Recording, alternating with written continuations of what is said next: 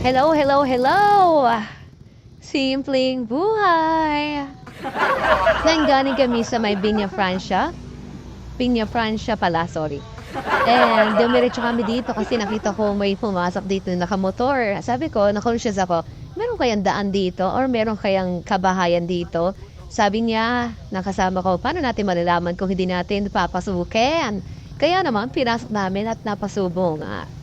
Rough road. Hindi pa na masyadong simentado. So, buti na lang, kunti lang yung putik-putik. At nakasurvive naman ang daan. At ang sabi ng mga kasama ko, umatras na daw tayo. Ang sabi ko naman, bakit taatras? Napasubo na nga. Sabi nga, ang pag-aasawa ay hindi katulad ng kaning mainit na kapag napasok ka, iluluwang mo. Hindi yun ganon. Kaya kayo, huwag muna kayo mag-aasawa, ha? Future mo na. At sa bandang dito ay meron pang simentado, paakyat, at merong siguro gagawan dito ng bahay. May biddable dozer. Ayan, hanggang sa baba, sementado siya. At mapapansin nyo, ang ganda naman ng mga paligid kasi peaceful din. Ang daming puno, ang daming halaman. At pagdating-dating dito, para ka na nasa ibang lugar, di ba? Para ka nasa baryo na liblib. Nagkatuloy yun mga daan. Siguro, sikretong daan lang po ito.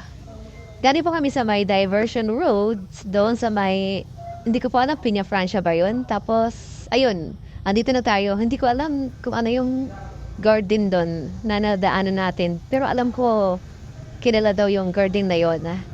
So, dito sa may dinadaanan natin, medyo rough road, tapos may mga, hindi ko na alam sasabihin ko, hindi ko kasi alam to.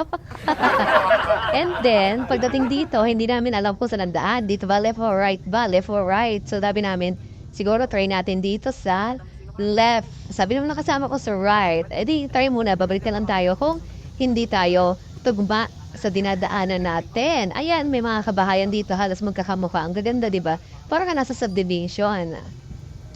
So, as you can see, na naman, na may mga puno-puno, saging, damo, and may malaking bahay dito. Bongga na mga nakatira dito. Pero tagulang siya, mga sis. And then, pagkaliko namin dito, sa una-unahan lang, yun din pala yung labas nung doon sa may kabila. Kahit saan pa na kami dumaan, doon na isa lang din pa yung pupuntahan namin. After that, makikita nyo, PNU na pala to. Nasa PNU na tayo, sa school ng PNU. And then doon sa harap na yon, Lopezay na siguro. Oh, tama, Lopezay na po. Yun yung may cell site ng Globe. So, ayun lang. At least nakita natin yung bagong daan na nataklasan natin. Maraming salamat sa panonood. Bye-bye mga kasimple. Hi sir, kamusta ka na po? Bye-bye!